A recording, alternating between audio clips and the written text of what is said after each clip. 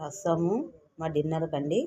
Rice, రసము, ఉల్లిగడ్డలు కోసేసి కట్ చేసి ఇలా నిమ్మకాయ పిండుకొని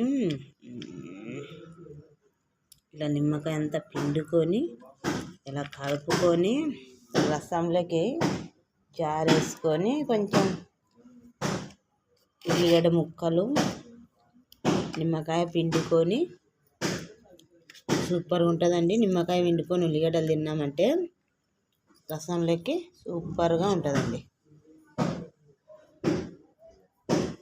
చూడండి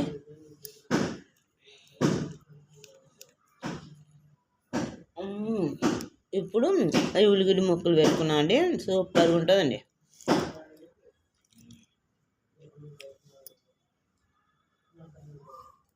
బాగుందండి రసము నిమ్మకాయతోన ఉల్లిగడ్డలు.